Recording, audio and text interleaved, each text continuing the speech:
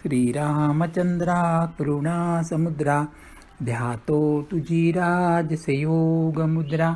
नेत्री नये रे तुझवीन निद्रा, कै भेटसी बामजला सुभद्रा.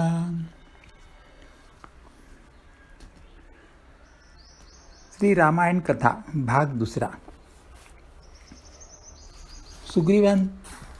सुग्रीवाचे राजतिलक करून प्रभूंनी प्रवर्षण पर्वतावर निवास केला. तो वृत्तांत तसेच वर्षा आणि शरद ऋतूंचे वर्णन, श्रीरामांच्या सुग्रीवावर रोष आणि सुग्रीवाचे भय इत्यादी प्रसंग त्यांनी सांगितले. ज्या प्रकारे वानरराज सुग्रीवाने वानरांना पाठविले आणि ते सीतेच्या शोधार्थ सर्व दिशांना ज्या प्रकारे गेले, तसेच जसाच त्यांनी गुहेत प्रवेश केला आणि पुन्हा जसा वानरांना संपाती भेटले, ही कथा त्यांनी सांगितली. संपातीकडून सर्व कथा ऐकून पवनपुत्र हनुमान ज्या रीतीने अपार समुद्र पार करून गेले, नंतर हनुमानांनी जसा लंकेत प्रवेश केला आणि मग जसा सीताजींना धीर दिला, तो सर्व प्रसंग त्यांनी सांगितला. अशोकवनाचा विध्वंस करून रावणाला समजावून लंकापुरीला जाळून मग जसा त्यांनी समुद्र ओलांडला आणि ज्या प्रकारे सर्व वानर तेथे आले जेथे श्रीराम होते आणि येऊन श्री जानकीजींचे क्षेम कुशल त्यांनी सांगितले, हा प्रसंग सांगितला. मग ज्या रीतीने सेनेसहित श्रीराम जाऊन समुद्र तटावर उतरले आणि जसे विभीषणजी त्यांना येऊन भेटले, ते सर्व वर्तमान आणि समुद्रावरील सेतुबंधनाची कथा त्यांनी सांगितली. सेतुबंधन ज्या प्रकारे वानरांची सेना समुद्राच्या पलीकडे गेली आणि ज्या प्रकारे वीरश्रेष्ठ वालीपुत्र अंगद दूत बनवून रावणाकडे गेले, तो सर्व प्रसंग त्यांनी सांगितला. नंतर राक्षस आणि वानरांच्या युद्धाचे अनेक प्रकारे वर्णन करून सांगितले. नंतर कुंभकर्ण आणि मेघनाथाचे बल, पुरुषार्थ आणि संहाराची कथा त्यांनी सांगितली.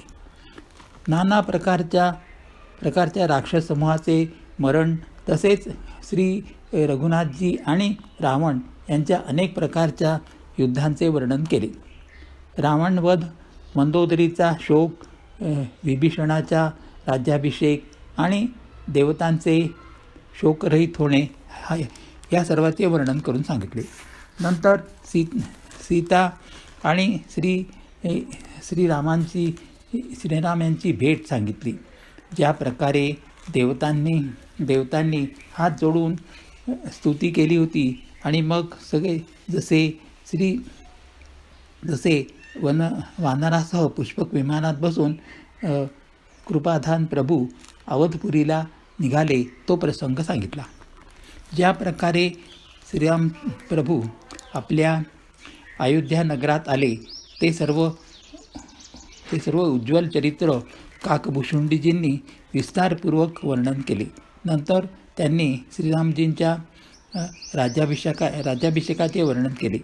शिवजी म्हणतात, अयोध्यापुरीचे आणि अनेक प्रकारच्या राजनीतीचे वर्णन करून त्यांनी सांगितले. भूषुंडीजींनी ती सर्व कथा सांगितली जी हे भवानी मी तुला सांगितली होती. सारी रामकथा ऐकून पक्षीराज गरुडजी मनात अत्यंत उत्साहित आनंदित होऊन वचन बोलू लागले. श्री रघुनाथजींचे सर्व चरित्र मी ऐकले, ज्यामुळे माझा संदेह नाहीसा झाला. हे काकभूषुंडीजी, आपल्या अनुग्रहाने श्रीरामजींच्या चरणी माझे प्रेम जडले आहे. युद्धात प्रभूंनी प्रभूंचे नागपाशाने बंधन पाहून मला अत्यंत मोह झाला होता की श्रीरामजी जर सच्चिदानंद घन आहेत तर मग ते कोणत्या कारणाने व्याकुळ झाले आणि बंधनात पडले. एकदम लौकिक मनुष्यांसारखे चरित्र पाहून माझ्या अंतःकरणात मोठा संदेह निर्माण झाला होता. मी आता त्या भ्रमाला माझ्यासाठी हितकारी समजत होतो, परंतु कृपानिधानांनी माझवर हा मोठा अनुग्रह केला आहे.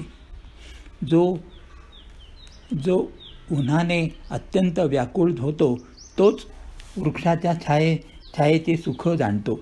हे तात, जर मला अत्यंत मोह झाला नसता तर मी आपणास कशाला भेटलो असतो ना, आणि अत्यंत पवित्र ही सुंदर हरिकथा कशी ऐकली असती, जी आपण अनेक प्रकारे गायली आहे. वेद, शास्त्र आणि पुराण यांचे हेच मत आहे. सिद्ध आणि मुनीसुद्धा हेच सांगतात, यात काही संशय नाही. शुद्ध संत त्यालाच भेटतात त्यांच्यावर श्रीरामांची कृपादृष्टी पडते. श्रीरामांच्या कृपेने मला आपले दर्शन झाले आणि आपल्या कृपेने माझा संदेह पूर्ण समाप्त झाला. पक्षीराज गुरुजींचा विनय आणि प्रेमयुक्त वाणी ऐकून काकभूषुंडीजींचे शरीर पुलकित झाले.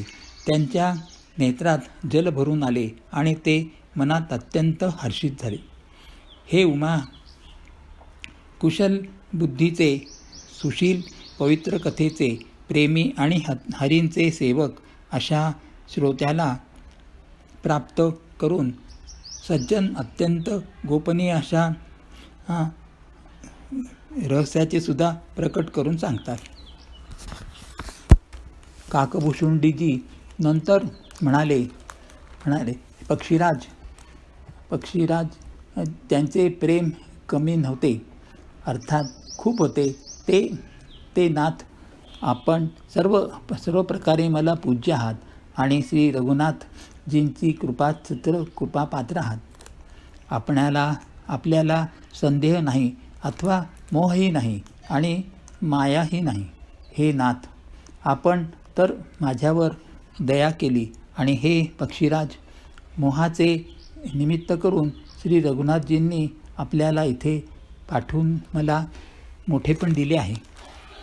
हे पक्ष्यांचे स्वामी, आपण आपला मोह सांगितला तेव्हा हे गोस्वामी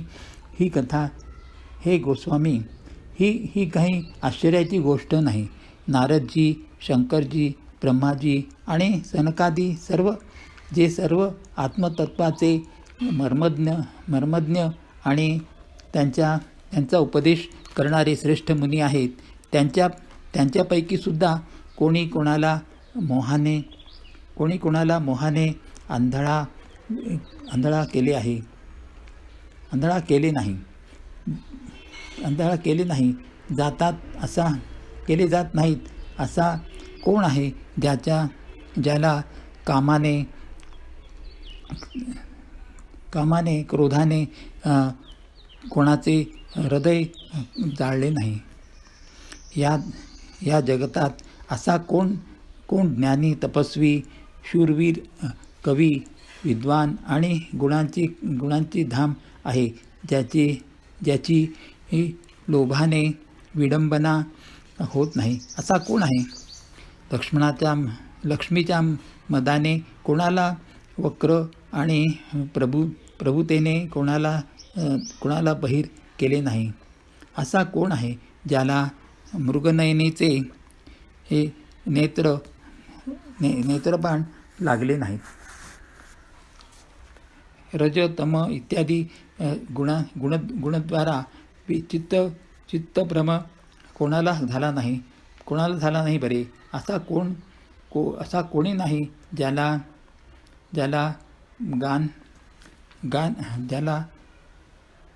गान आणि मद यांनी स्पर्श न करता सोडून दिले आहे. तारुण्याच्या उर्मीमध्ये कोण स्वतःला काबूमध्ये ठेवू शकतो आहे. ममतेने कोणाचे यश नष्ट झाले पहा, कोणाचे यश नष्ट झाले नाही. मल्हारराज, मत्सराने कोणाला कलंक लावला नाही. शोकरूपी पवनाला कोणाला विचलित केले नाही.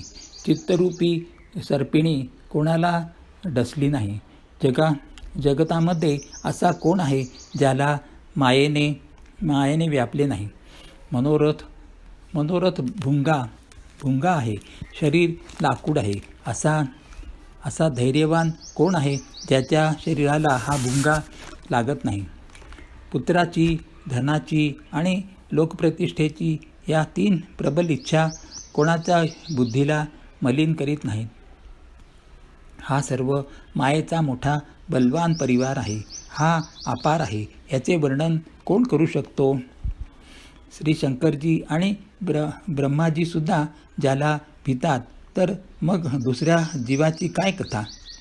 मायेची प्रचंड सेना जगभर पसरलेली आहे. कामादी तिचे सेनापती आहेत आणि दंभ, कपट आणि पाखंड हे योद्धे आहेत. ती माया रघुवीरांची दासी आहे. जरी ती समजून घेतल्यावर मिथ्याच आहे, परंतु श्रीरामजींच्या कृपेशिवाय जीवाला सोडत नाही. हे नाथ, हे मी प्रतिज्ञापूर्वक सांगत आहे. जी माया संपूर्ण जगताला नाचविते आणि जिचे चरित्र कोणी जाणू शकला नाही, हे योगीराज, हे खगराज, गरुडजी, तीच माया प्रभू श्रीरामचंद्रांच्या भुरकुटी विलासावर आपल्या समाजासह परिवारासह नटीप्रमाणे नाचते. श्रीरामजी तेच सच्चिदानंद घन आहेत, जे अजन्मा विज्ञान रूप आणि बलवान बलधाम, सर्व व्यापक, तसेच सर्वस्व, अखंड, अनंत, संपूर्ण, अमोघ शक्ती असे आहेत.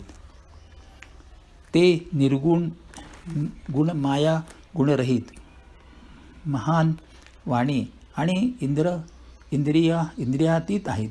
सर्व काही पाहणारे, निर्दोष, अजेय, ममतारहित, निराकार, अर्थात मोहरहित, नित्य, मायारहित, सुखाची खाण आहेत. प्रकृतीहून अतीत प्रभू सदा सर्वांच्या हृदयात निवास करणारे आहेत. इच्छारहित, विकाररहित, अविनाशी ब्रह्म आहेत. येथे श्रीरामांच्या ठिकाणी मोहाचे कारणच नाही. काय अंधकाराचा समूह कधी सूर्यासमोर जाऊ शकतो का? भगवान प्रभू श्रीरामचंद्रजींनी भक्तांसाठी राजाचे शरीर धारण केले आणि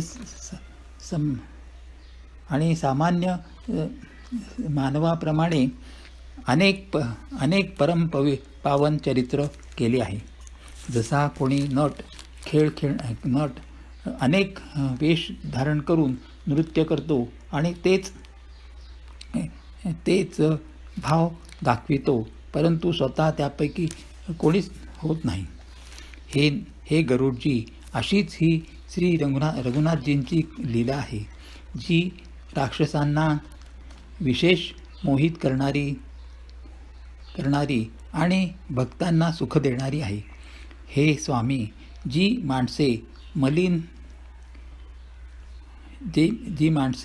मलिन बुद्धी, विषयाधीन आणि कामी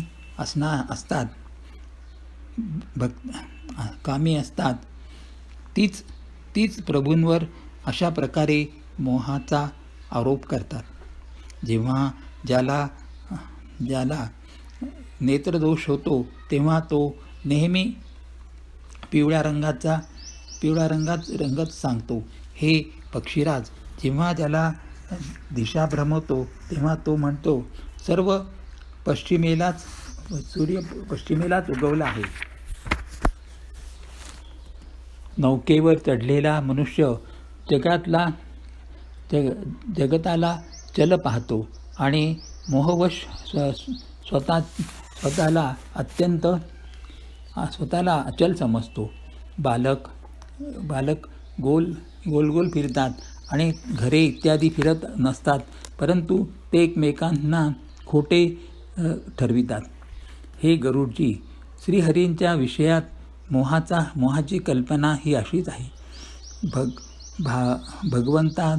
भगवंतात तर स्वप्नातही अज्ञानाचा प्रसंग नाही, परंतु जो मायावश, मंदबुद्धी आणि भाग्यहीन आहे आणि ज्याच्या हृदयावर अनेक प्रकारचे पडदे आले आहेत, ते मूर्ख हट्टाला पेटून संदेह करतात आणि आपले अज्ञान श्रीरामांवर आरोपित करतात.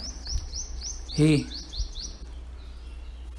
जे काम, क्रोध, मद आणि लोभ यात रत आहेत आणि दुःखरूप घरात आसक्त आहेत, ते श्री रघुनाथजींना कसे समजू शकतील बरे?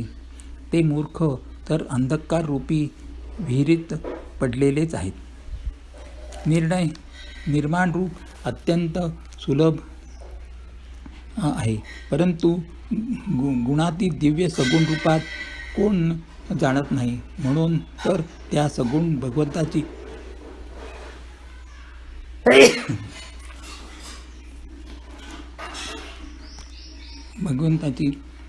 भगवंताची अनेक प्रकारची सुगम आणि अगम चरित्रे ऐकून मुनींच्या मनालाही भ्रम होतो.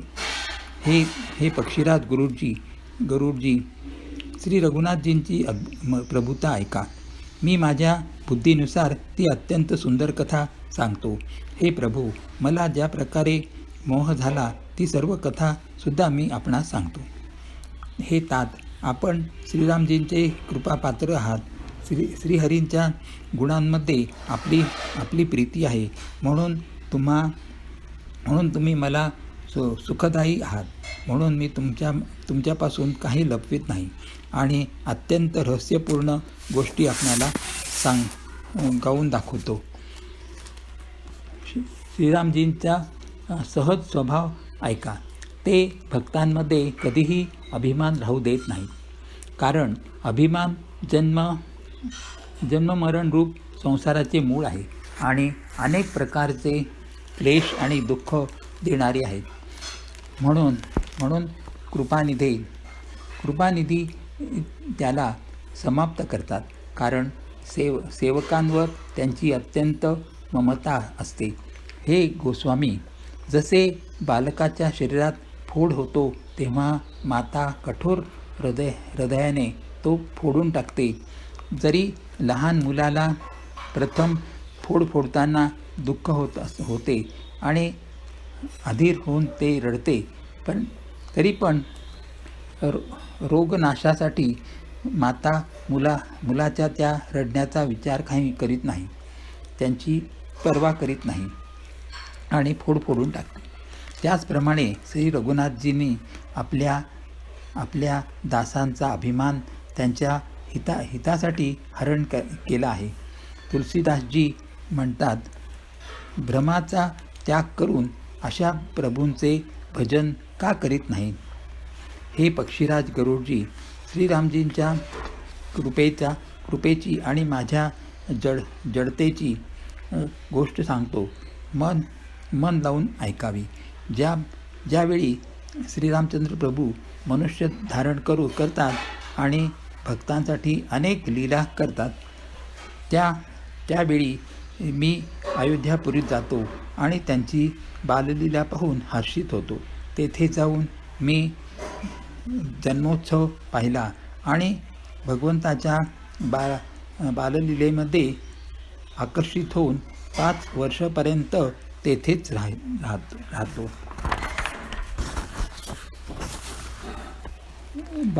बालकरूप श्रीरामजी माझे इष्टदेव आहेत. ज्यांच्या शरीरात अब्जावधी कामदेवांची शोभा आहे. हे गरुडजी, आपल्या प्रभूंचे मुखकमल पाहत पाहत मी माझ्या डोळ्याचे पारणे फेडतो.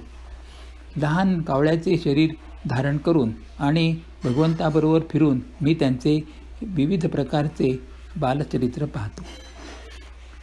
बालपणी ते जिथे तिथे फिरतात, तिथे तिथे मी त्यांच्याबरोबर उडत असतो आणि अंगणात त्यांचे जे उष्टे पडते तेच उचलून खातो. एकदा श्री रघुनाथजींनी सर्व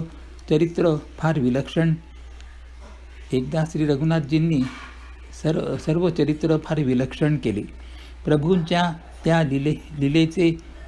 लीलेंचे स्मरण करताच काकभुशुंडींचे शरीर प्रेमानंदवश पुलकित झाले. भुशुंडीजी सांगू लागले, हे पक्षीराज, ऐका. श्रीरामजींचे चरित्र सेवकांना सुख देणारे आहे. अयोध्येचा राजा सर्व प्रकारे सुंदर आहे. सोन्याच्या महालात नाना प्रकारची रत्ने जडलेली आहेत. सुंदर अंगणाचे वर्णन केले जाऊ शकत नाही, जिथे चारी बंधू नेहमी खेळतात. मातेला सुख देणारे बालविनोद करीत श्री रघुनाथजी अंगणात फिरत असतात. मरकत मण्यासारखे हरिताभ श्याम आणि कोमल शरीर त्यांचे शरीर आहे. अंग प्रत्यंगामध्ये अनेक कामदेवांची शोभा पसरलेली आहे. नवीन कमळासारखे लाल कोमल चरण आहेत. सुंदर अंगुली आहेत आणि नखे आपल्या ज्योतीने चंद्रमाची कांती हरण करीत आहेत. तळपायावर वज्रादींची म्हणजे वज्र, अंकुश, ध्वजा आणि कमळ यांची 4 सुंदर चिन्हे आहेत. पायात मधुर शब्द करणारी सुंदर नुपूर आहेत. मणी रत्नांनी जडवलेल्या सोन्याच्या बनवलेल्या सुंदर कंबरपट्ट्यांचा मधुर ध्वनी शोभविंत वाटतो आहे. उदरावर सुंदर 3 रेखा त्रिवळी आहेत. नाभी सुंदर आणि खोल आहे.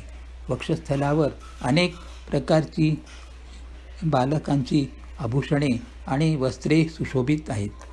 लाल तळहातात नखे आणि अंगुली मनाला आकर्षित करणारी आहे आणि विशाल बाहूवर सुंदर आभूषणे आहेत. बालसिंहासारखे खांदे आणि शंखासारखा 3 रेखांनी युक्त गळा आहे. सुंदर हनवटी आहे आणि मुख तर सौंदर्याची परिसीमाच आहे. अस्पष्ट बोबडे वचन आहेत. लाल ओठ आहेत. उज्ज्वल, सुंदर आणि छोटे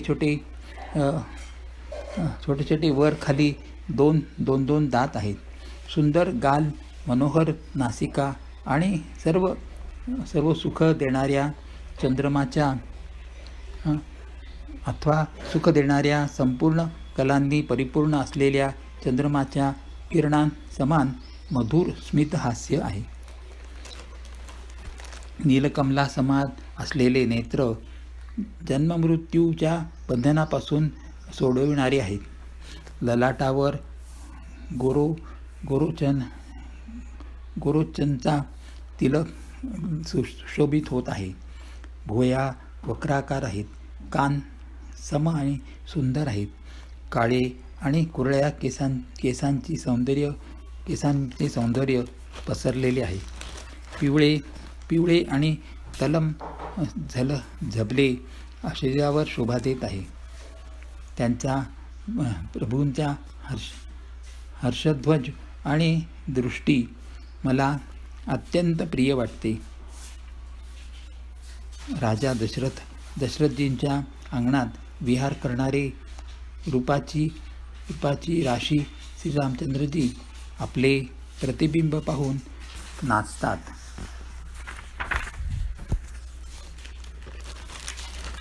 आणि माझ्याबरोबर अनेक प्रकारचे खेळ खेळतात. ज्या चरित्राचे वर्णन करतात मला मला संकोच होतो. हर्षध्वनी करून जेव्हा ते मला पकडायला धावत येत होते तेव्हा मी पळून जात होतो. तेव्हा ते मला मालपुआ दाखवित होते. मी जवळ आल्यावर प्रभू हसतात आणि पळून गेल्यावर रडतात. तेव्हा मी त्यांच्या पायाला स्पर्श करण्यासाठी जवळ जातो तेव्हा ते मागे फिरून माझ्याकडे पाहत पळून जातात. सामान्य बालकासारखी लीला पाहून मला शंका आली की सच्चिदानंद घन प्रभू हे कोणते चरित्र करीत आहेत. हे पक्षीराज मनात इतकी शंका आणताच श्री रघुनाथजी द्वारा प्रेरित मायेने मला व्यापले. परंतु ती माया मला दुःख देणारी झाली नाही किंवा अन्य जीवांप्रमाणे मला संसारात लोटून देणारी झाली नाही. हे नाथ, येथे दुसरेच कारण आहे. हे भगवंताचे वाहन गरुडजी, ते सावधान होऊन ऐका. एक सीतापती श्रीरामचंद्रजींचे अखंड ज्ञानस्वरूप आहेत आणि जड चेतन सर्व जीव मायेचा वश आहेत. ज्या जीवामध्ये एकरस ज्ञान जड ज्ञान राहिले तर सांगा, मग ईश्वर आणि जीव यामध्ये भेद कोणता राहिला? अभिमानी जीव मायेला वश आहे आणि ती माया सत्व रज तम या तिन्ही गुणांची खाण आहे. ही माया ईश्वराच्या वश आहे. जीव परतंत्र आहेत, भगवान स्वतंत्र आहेत. जीव अनेक आहेत आणि श्रीपती भगवान एक आहेत. जरी मायेने निर्माण केलेला हा भेद असत आहे तरी तो भगवंताच्या भजनाशिवाय कोट्यावधी उपाय करून सुद्धा समाप्त होऊ शकत नाही. श्रीरामचंद्रजींच्या भजनाविना ज्याला मोक्षपद पाहिजे आहे तो मनुष्य ज्ञानवंत असूनही शेपूट आणि शिंगे नसलेला पशु आहे. सर्व तारागणांसह 16 कलांनी पूर्ण चंद्रमा उगवलेला असला आणि जेवढे पर्वत आहेत त्या सर्वांना दावाग्नी लावला गेला तरीही सूर्य उगवल्याशिवाय रात्र जाऊ शकत नाही. अर्थात हे पक्षीराज, अशा प्रकारे श्रीहरींच्या भजनाशिवाय जीवांचा क्लेश मिटत नाही. श्रीहरींच्या सेवकाला अविद्या व्यापत नाही. प्रभूंच्या प्रेरणेने त्याला विद्या व्यापते. हे पक्षीश्रेष्ठ, त्यामुळेच दासांचा नाश होत नाही आणि भेदभक्ती वाढते. श्रीरामजींनी मला जेव्हा भ्रमाने चकित पाहिले तेव्हा ते हसले. ते विशेष चरित्र ऐका. त्या खेळाचे मर्म कोणी जाणले नाही. लहान भावांनी अथवा माता पित्यांनाही ते मर्म जाणले नाही. ते श्याम शरीरवाले, हाताचे तळवे आणि चरणतळ लाल असणारे बालरूप श्रीरामजी रांगत मला पकडायला धावले. हे सर्पशत्रू गरुडजी, जेव्हा मी पळून गेलो श्रीरामजींनी मला पकडायला हात लांबवले. मी जसा आकाशात उडत होतो तसेच तेथे श्रीहरीचा हात माझ्या मागे पाहत होतो.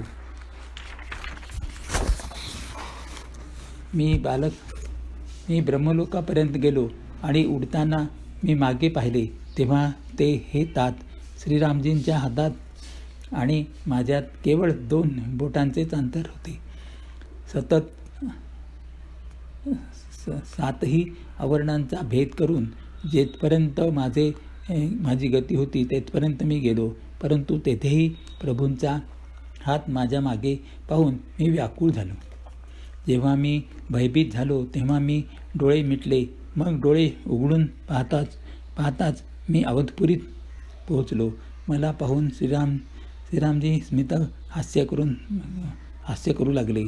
ते हसताच मी ताबडतोब त्यांच्या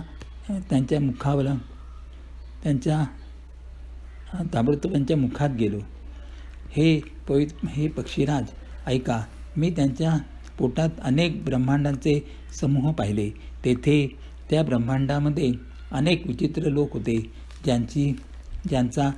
ज्यांची रचना एकापेक्षा एक विलक्षण होती. कोट्यावधी ब्रह्माजी आणि शिवजी, असंख्य तारागण, सूर्य आणि चंद्रमा, असंख्य लोकपाल, यम आणि काळ, असंख्य विशाल पर्वत आणि भूमी, असंख्य समुद्र, नदी, सरोवरे, वन, तसेच आणखी नाना प्रकारच्या सृष्टीचा विस्तार पाहिला. देवता, मुनी, सिद्ध, नाग, मनुष्य, किन्नर, तसेच 4 प्रकारचे जड आणि चेतन जीव पाहिले. जी कधी पाहिली नव्हती, जी ऐकली नव्हती आणि जी मनातही सामावली जाऊ शकत नाही, ती अर्थात जिची कल्पनाही केली जाऊ शकत नाही, तीच अद्भुत सृष्टी मी पाहिली. तेव्हा तिचे वर्णन कसे करू? मी एकेका ब्रह्मांडात 100 वर्षे राहत असे. अशा प्रकारे मी अनेक ब्रह्मामध्ये फिरत अनेक ब्रह्मांड पाहत फिरलो. नंतर प्रत्येक लोकामध्ये भिन्न भिन्न ब्रह्मदेव, भिन्न भिन्न विष्णू, शिव, प्रभू, दिक्पाल, मनुष्य, गंधर्व, भूत, वेताळ, किन्नर, राक्षस, पशु, पक्षी, सर्प, तसेच नाना जातीच्या देवता आणि दैत्यगण होते. सगळे जीव तेथे दुसऱ्याच प्रकारचे होते. अनेक पृथ्वी, नदी, समुद्र, सरोवरे, पर्वत, तसेच सर्व सृष्टी तेथे दुसऱ्याच प्रकारची होती. प्रत्यक्ष ब्रह्मांडात मी माझे रूप पाहिले. तसेच अनेक विलक्षण वस्तू पाहिल्या. प्रत्येक भुवनात निराळाच अवधपुरी, वेगळीच शरयू नदी आणि वेगळ्याच प्रकारचे नरनारी होते. हे तात ऐका, दशरथजी, कौसल्याजी आणि भरतजी इत्यादी बंधूही भिन्न भिन्न रूपामध्ये होते. मी प्रत्येक ब्रह्मांडात रामावतार आणि त्यांच्या अपार बाललीला पाहत फिरत होतो.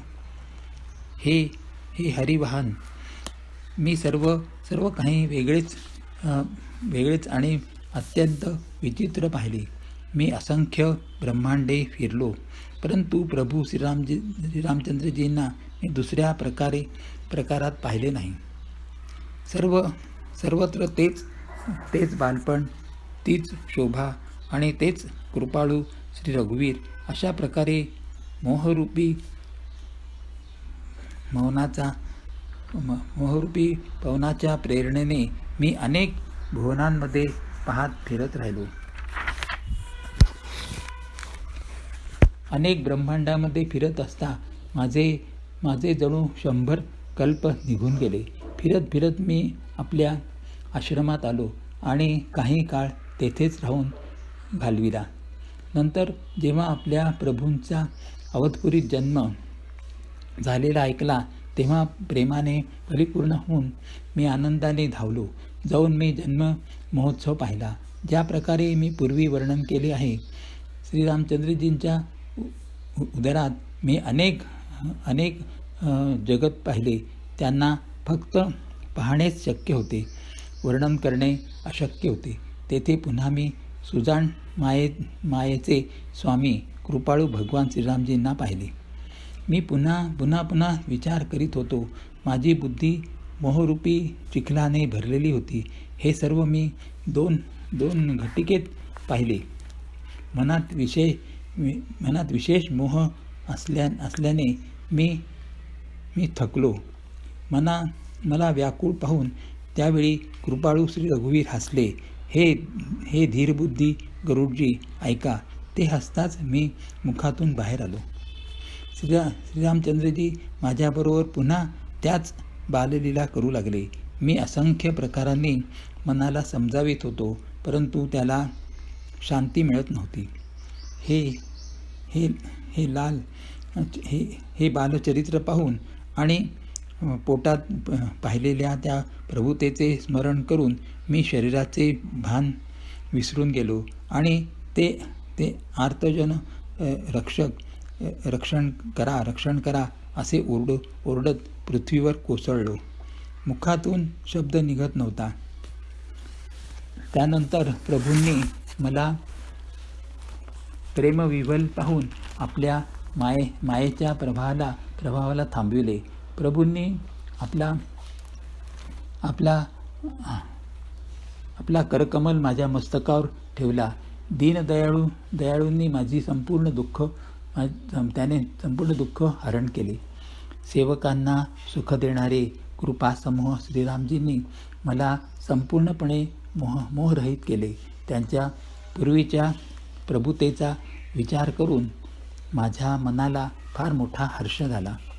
प्रभूंची भक्तवत्सलता पाहून माझ्या अंतःकरणात अत्यंत प्रेम निर्माण झाले. नंतर मी आनंदाने डोळ्यात पाणी आणून पुलकित होऊन आणि हात जोडून अनेक प्रकारे विनंती केली. माझी प्रेमयुक्त वाणी ऐकून आणि आपल्या दासाला दीन पाहून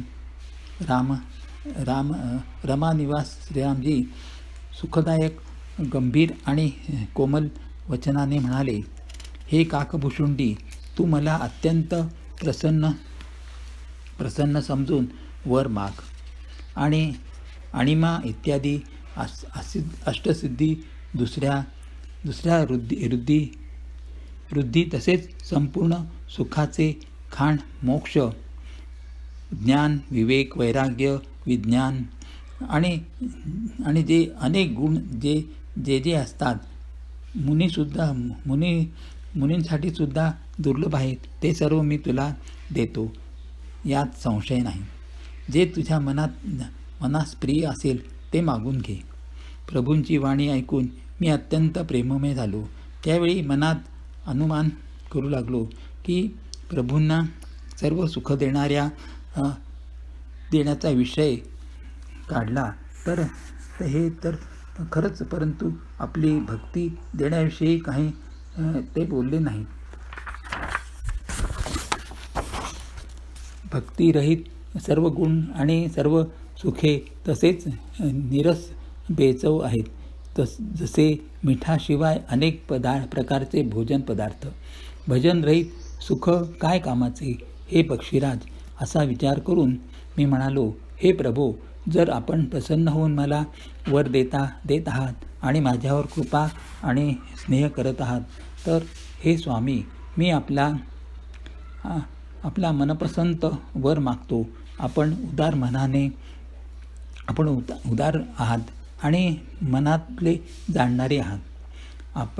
आपली जी अविरल प्रगाढ आणि विशुद्ध अनंत निष्काम भक्ती, जिला श्रुती आणि पुराणे गातात, जिला योगेश्वर मुनी शोधित असतात आणि प्रभूंच्या कृपेने कोणी विराळाच जिला प्राप्त करतो, ते हे भक्तांचे कल्पवृक्ष, मनोइच्छित फल देणारे, हे शरणागताचे हितकारी, हे कृपासागर, हे सुखधाम श्रीरामजी, दया करून मला आपली तीच भक्ती द्यावी.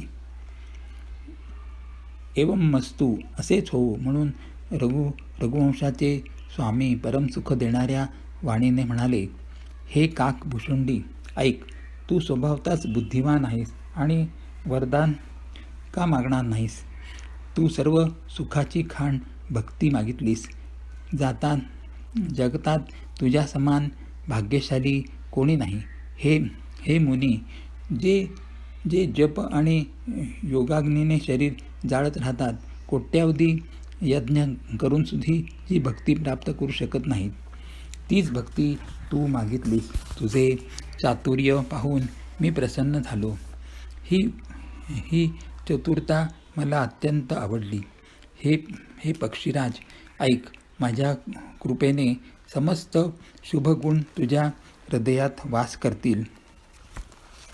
भक्ती, ज्ञान, विज्ञान, वैराग्य, योग, माझी लीला आणि तसेच रहस्य, तसेच विभाग या सर्वांचे रहस्य तू माझ्या कृपेनेच जाणशील.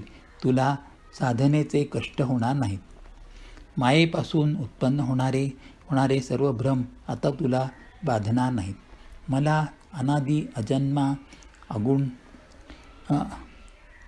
आणि गुणातीत गुणांची खाण असे ब्रह्म जाणावे. हे काक, ऐक. मला भक्त निरंतर प्रिय आहेत असा विचार करून शरीर, वचन आणि मनाने माझ्या चरणी अटळ प्रेम करावे. आता माझी सत्य सुगम वेदांतद्वारा वर्णित परम निर्मल वाणी ऐक. मी तुला हा निजसिद्धी सांगतो. ती ऐकून मनात धारण कर आणि सर्वांचा त्याग करून माझे भजन कर. हा सर्व संसार माझ्या मायेपासून उत्पन्न झालेला आहे. यात अनेक प्रकारचे चराचर जीव आहेत. ते सर्व मला प्रिय आहेत, कारण ते सर्व मी उत्पन्न केलेले आहेत. परंतु मानव मला सर्वात अधिक प्रिय वाटतात.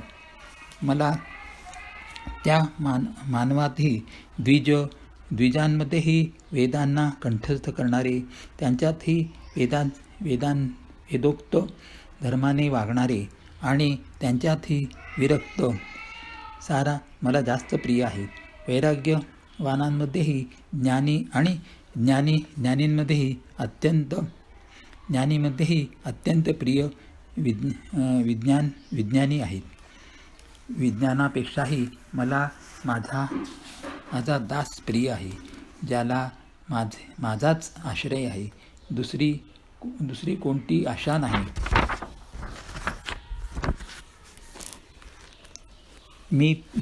मी तुला पुन्हा सत्य सांगतो की मला माझ्या सेवकासारखे प्रिय कोणीही नाही.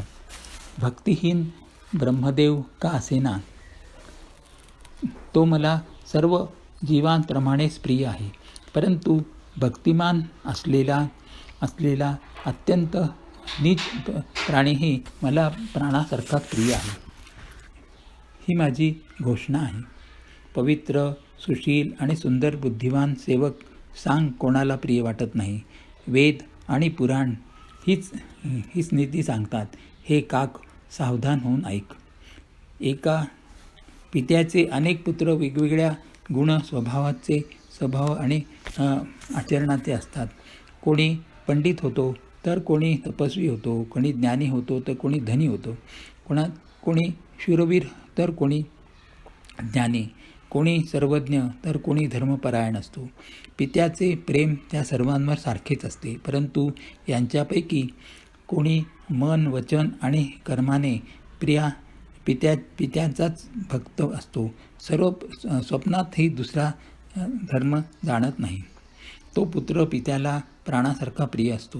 जरी भले तो सर्व प्रकारे अज्ञानी असेल तरीसुद्धा अशा प्रकारे तिर्यक, देव, मनुष्य आणि असुरांसह जेवढे काही चेतन आणि जड जीव आहेत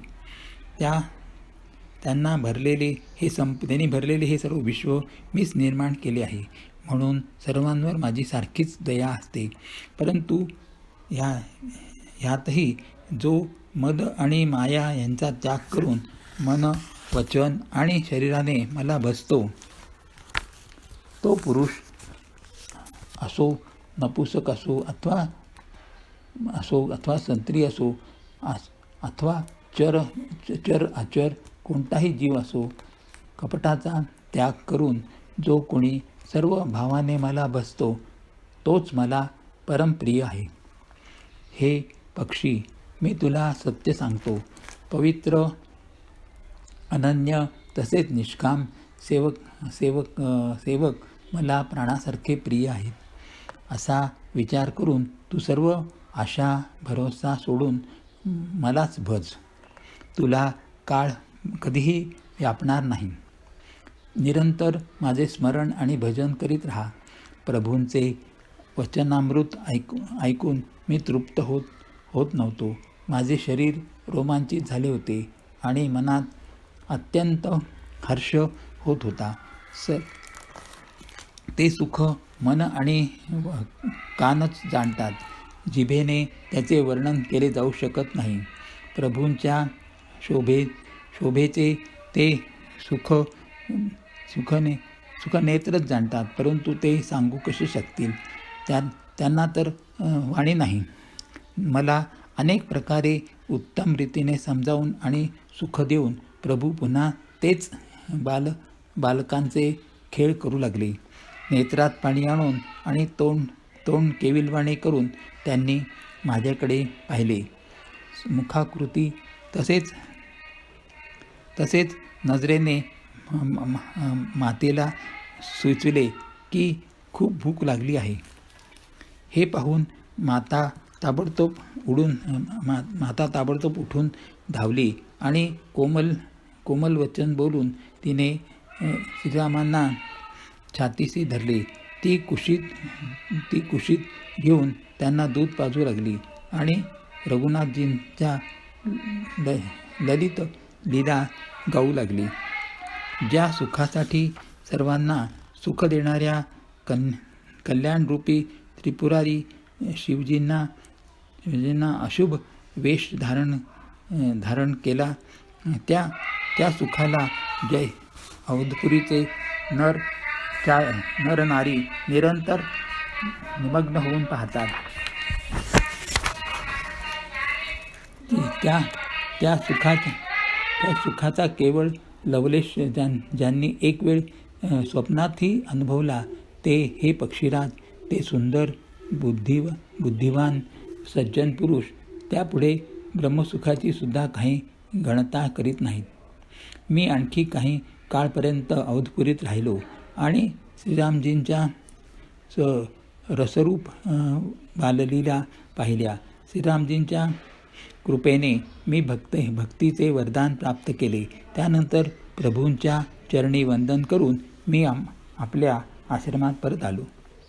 अशा प्रकारे जेव्हापासून श्री रघुनाथजींनी मला स्वीकारले तेव्हापासून मायेने मला कधी व्यापले नाही. श्रीहरींच्या मायेने मला जसे नाचविले ते सर्व गुप्त चरित्र मी तुला सांगितले. हे पक्षीराज गरुड, आता मी आपणास आपल्या स्वतःचा अनुभव सांगतो. तो असा आहे की भगवंताच्या भजनाशिवाय क्लेश समाप्त होत नाहीत. हे पक्षीराज ऐका. श्रीरामजींच्या कृपेविना त्यांची प्रभुता जाणली जात नाही. प्रभूंना जाणल्याविना त्यांच्यावर विश्वास बसत नाही. विश्वासविना प्रेम होत नाही आणि प्रेमाविना भक्ती तशी दृढ होत नाही. जसे हे पक्षीराज पाण्यात स्निग्धपणा टिकत नाही. गुरुविना कधी ज्ञान होऊ शकते का? अथवा वैराग्याविना कधी ज्ञान होऊ शकते का? त्याचप्रमाणे वेद आणि पुराण म्हणतात की श्रीहरींच्या भक्तीविना कधी सुख मिळू शकते का? हे तात स्वाभाविकच संतोषाविना कोणी शांती मिळवू शकतो का? कोट्यावधी उपाय केले तरी आणि जीवापाड मेहनत केली तरी कधी जलाशिवाय नाव चालू शकते का? संतोषाविना कामनेचा नाश होत नाही आणि कामना असताना स्वप्नातही सुख मिळू शकत नाही. आणि श्रीरामजींच्या भजनाविना कामना कधी मिटू शकत नाहीत. धरतीविना कधी वृक्ष उगवू शकतो का? विज्ञानविना तत्त्वज्ञानविना समभाव येऊ शकतो का? आकाशविना कोणी अवकाश मिळवू शकतो का? श्रद्धेविना धर्माचे आचरण होत नाही. पृथ्वी तत्वाविना कोणी गंध प्राप्त करू शकतो का? तपाविना तेज पसरू शकते का? जलतत्वाविना संसारात रस असू शकतो का? पंडितजनांच्या सेवेविना शील सदाचार प्राप्त होऊ शकतो का? हे गोस्वामी, जसे तेजाविना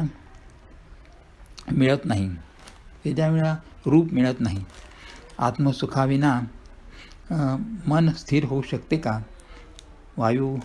वायुतत्वाविना स्पर्श होऊ शकतो का? विश्वासाविना कोणतीही सिद्धी प्राप्त होऊ शकते का? त्याचप्रमाणे श्रीहरींच्या भक्तीविना जन्म मृत्यूच्या भयाचा नाश होत नाही. विश्वासविना भक्ती होत नाही. भक्तीविना श्रीरामजींचे हृदय द्रवित होत नाही आणि श्रीरामजींच्या कृपेविना जीव स्वप्नातही शांती प्राप्त करू शकत नाही. हे धीरबुद्धी असा विचार करून संपूर्ण कुतर्क आणि संदेह यांचा त्याग करून करुणाधाम सुंदर आणि सुख देणाऱ्या श्री रघुवीरांचे भजन करावे.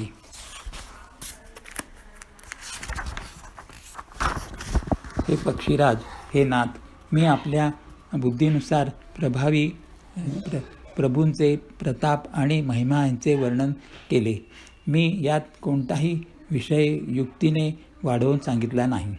हे सर्व आपल्या डोळ्यांनी पाहिलेलेच आहे. श्री रघुनाथजींचा महिमा, नाम, रूप आणि गुणांची कथा सर्वच अपार आणि अनंत आहेत. तसेच श्री रघुनाथजी स्वतःही अनंत आहेत. मुनिगण आपापल्या बुद्धीनुसार श्रीहरींचे गुण गातात. वेद, शेष आणि शिवजीसुद्धा ते पूर्णत्वाने जाणू शकत नाहीत. तुमच्यापासून ते मच्छरापर्यंत सर्व लहान मोठे जीव आकाशात उडतात, परंतु आकाशाचा अंत कोणी गाठू शकत नाही. त्याचप्रमाणे हे तात, श्री रघुनाथजींचा महिमाही अथांग आहे. ते कधी कोणी त्याची खोली समजू शकत नाही. श्रीरामजींचे अब्जावधी कामदेवांसारखे सुंदर शरीर आहे. ते अनंत कोटी दुर्गमाता समान शत्रुनाशक आहेत. अब्जावधी इंद्रासमान त्यांचे ऐश्वर आहे. अब्जावधी आकाशासमान त्यात अनंत अवकाश आहेत. अब्जावधी पवनासमान त्यांच्यात महान बळ आहे आणि अब्जावधी सूर्यासमान त्यांच्यात प्रकाश आहे. अब्जावधी चंद्रमासमान ते शीतल आहेत आणि विश्वातील समस्त भयांचा नाश करणारी आहेत. अब्जावधी काळांच्या समान ते अत्यंत दुस्तर, दुर्गम आणि प्रबळ आहेत.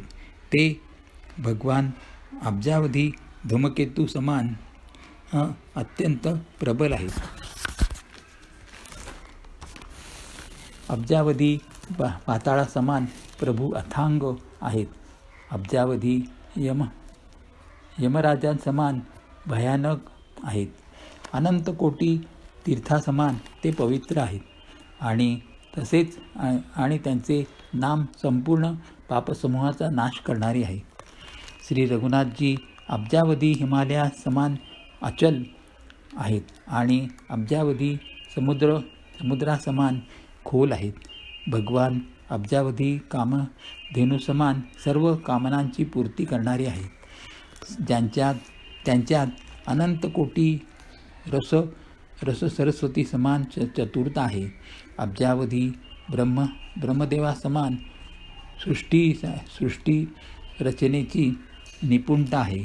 ते कोट्यावधी विष्णू समान पालन करणारी आहेत आणि अब्जावधी रुद्रासमान संहार करणारी आहेत.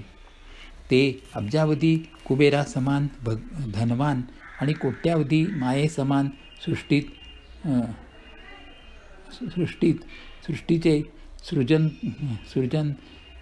सृष्टीचे खजिने आहेत. भार उचलण्यात अथवा धारण करण्यात ते अब्जावधी शेषासमान आहेत. अधिक तर काय, जगदीश्वर प्रभू श्रीरामजी सर्व गोष्टीत सीमारहित आणि उपमारहित आहेत. श्रीरामजी उपमारहित आहेत. त्यांना दुसरी कोणतीच उपमा देता येत नाही. श्रीरामजीच आहेत असे वेद म्हणतात. जसे अब्जावधी काजव्यासमान म्हटल्याने सूर्य प्रशंसेचा नव्हे तर अत्यंत लघुतेला प्राप्त होतो. तसे त्याचप्रमाणे आपापल्या बुद्धीच्या विकारानुसार मुनीश्वर श्रीहरींचे वर्णन करतात. परंतु प्रभू भक्तांचे केवळ भाव ग्रहण करणारे आहेत आणि अत्यंत कृपाळू आहेत. श्रीरामजी अपार गुणांचा समूह आहेत.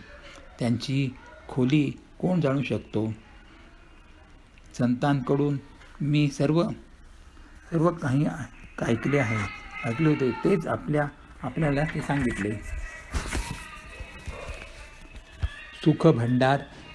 सुखभांडार करुणाधाम भगवान भावाधीन आहेत. म्हणून ममता मद आणि मान यांचा त्याग करून सदैव श्री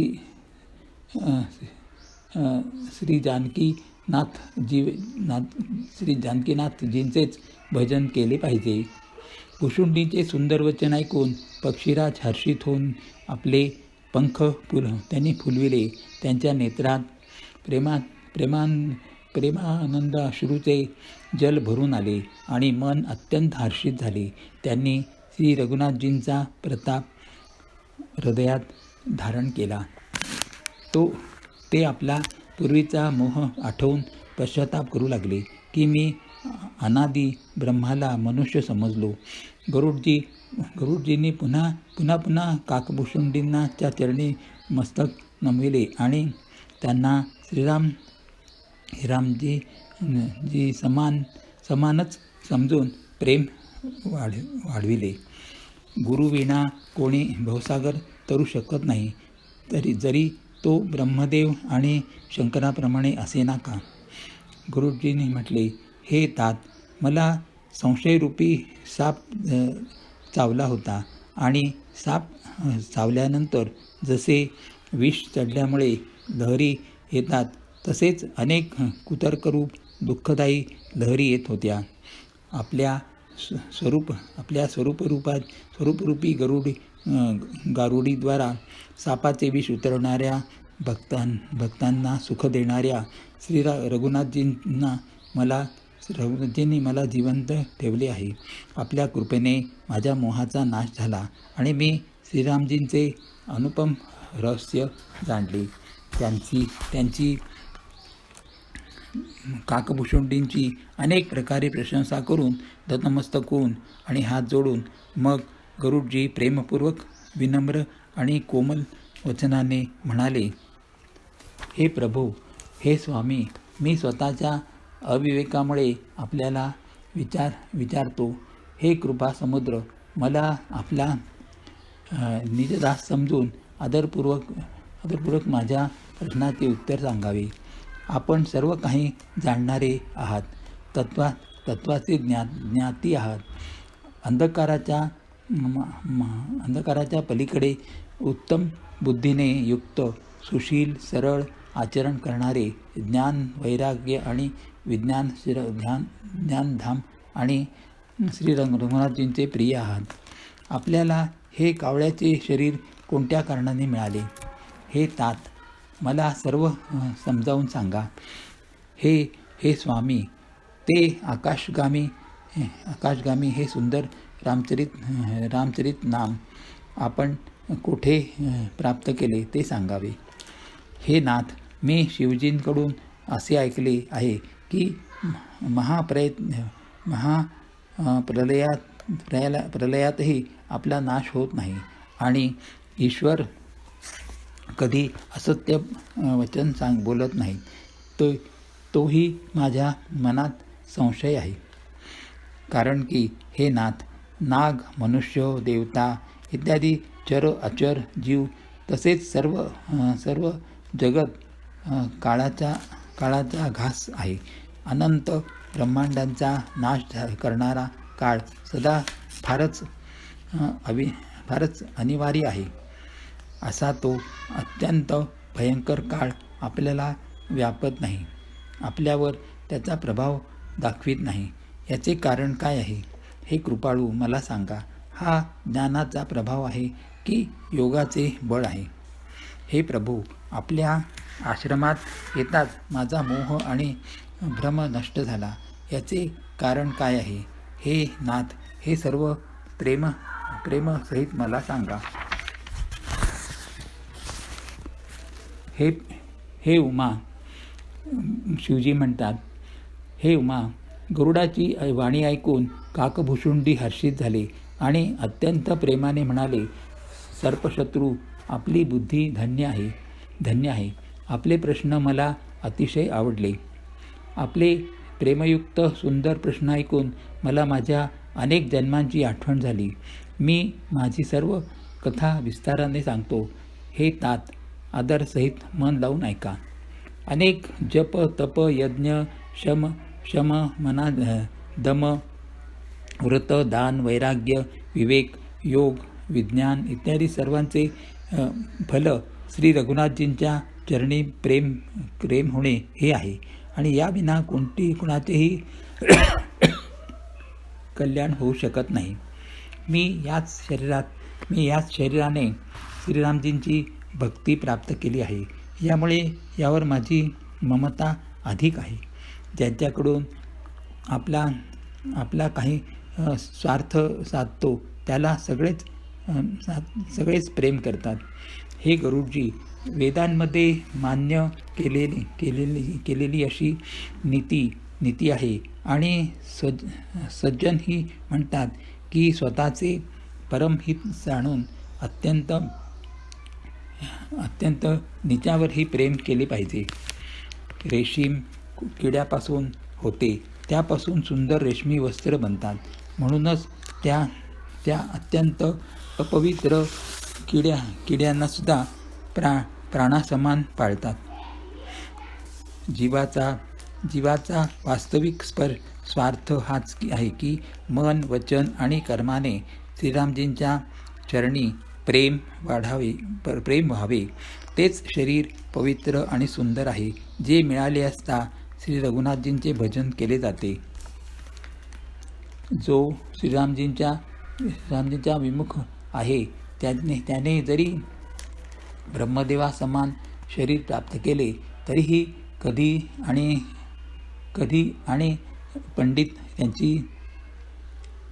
आणि पंडित त्यांची प्रशंसा करीत नाहीत.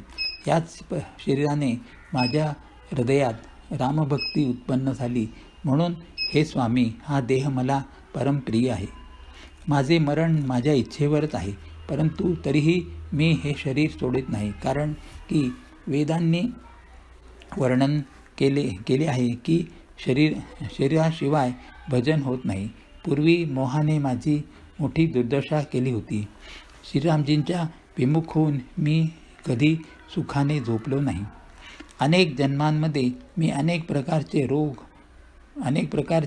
योग, जप, तप, यज्ञ आणि दान इत्यादी कर्मे केली.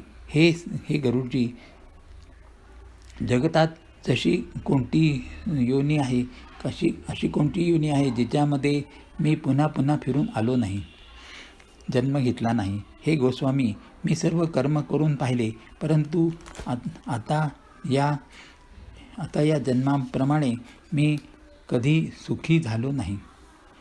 हे नाथ, मला अनेक जन्मांची आठवण आहे, कारण की श्री शिवजींच्या कृपेने माझ्या बुद्धीला मोहाने ग्रासले नाही. हे पक्षीराज ऐका, आता मी माझ्या जन्माचे चरित्र सांगतो, जे ऐकल्याने प्रभुचरणी प्रीती उत्पन्न होते, ज्यामुळे सर्व क्लेश नष्ट होतात. हे प्रभू, पूर्वीच्या एका कल्पात पापांचा मूळ युग कलियुग होते, ज्यामध्ये पुरुष आणि स्त्री सर्व अधमपरायण आणि वेदविरोधी होते. त्या कलियुगात मी अयोध्यापुरीमध्ये जाऊन शूद्राचे शरीर घेऊन जन्माला आलो. मी मन, वचन आणि कर्माने शिवजींचा सेवक आणि दुसऱ्या देवतांची निंदा करणारा अभिमानी होतो. मी धनाच्या मदाने मतवाला, बडबड्या आणि उग्र बुद्धीचा होतो. माझ्या अंतःकरणात फार मोठा दंभ होता. जरी मी श्री रघुनाथजींच्या राजधानीत राहत होतो, तरीही मला त्यावेळी तिचा महिमा समजला नव्हता. आता मी अवधचा प्रभाव जाणला आहे. वेद, शास्त्र आणि पुराणात असेच गायले आहे की कोणत्याही जन्मात जो कोणी अयोध्येत वास करतो तो अवश्यच श्रीरामजींना पारायण होऊन जातो. अवधपुरीचा प्रभाव जीव तेव्हाच जाणतो जेव्हा हातामध्ये धनुष्य धारण करणारे श्रीरामजी त्याच्या हृदयात निवास करतात. हे गरुडजी, तो कलिकाळ मोठा कठीण होता. त्यात सर्व स्त्री पुरुष पापपरायण होते. कलियुगाच्या पापांनी सर्व धर्मांना ग्रासले होते. सद्ग्रंथ लोप पावले होते. दांभिकांनी आपल्या बुद्धीने कल्पना करून अनेक पंथ प्रकट केले होते. सर्व लोक मोहवश झाले होते. शुभ कर्मांना लोभाने हद्दपार करून टाकले होते. हे ज्ञानभंडार, हे श्रीहरीचे वाहन ऐका. आता मी कलीचे काही धर्म सांगतो. कलियुगात वर्णधर्म राहत नाहीत आणि चारी आश्रमही राहत नाहीत. रात्री स्त्री पुरुष वेदाच्या निरोधात लागून राहतात. ब्राह्मण वेद विक्रय करणारे आणि राजे प्रजेला खाऊन टाकणारे असतात. वेदांची आज्ञा कोणी मानत नाही. ज्याला जे चांगले वाटते तोच मार्ग तो समजतो. जो फुशारक्या मारतो तेच पंडित मानला जातो. आणि जो मिथ्या आरंभ करतो आणि जो दंभामध्ये मग्न असतो त्याला सर्वजण संत म्हणतात. जो कोणत्याही प्रकारे दुसऱ्याचे धन हरण करतो तोच बुद्धिवान आहे. जो दंभाने वाचता करतो तोच मोठा आचार्य आहे. जो खोटे बोलतो आणि हास्य विनोद करणे जाणतो, कलियुगात तोच गुणवान समजला जातो. जो आचारहीन आणि वेदमार्गाचा ज्याने त्याग केला आहे, कलियुगात तोच ज्ञानी आणि तोच वैराग्यवान आहे. ज्याचा मोठमोठी नखे आणि लांब जटा आहेत, तोच कलियुगात प्रसिद्ध तपस्वी आहे. जे अमंगल वेश आणि अमंगल भूषण धारण करतात, तसेच भक्ष्य अभक्ष्य काही खातात, तेच योगी आहेत, तेच सिद्ध आहेत आणि तीच माणसे कलियुगात पूज्य आहेत. ज्यांचे आचरण दुसऱ्यांना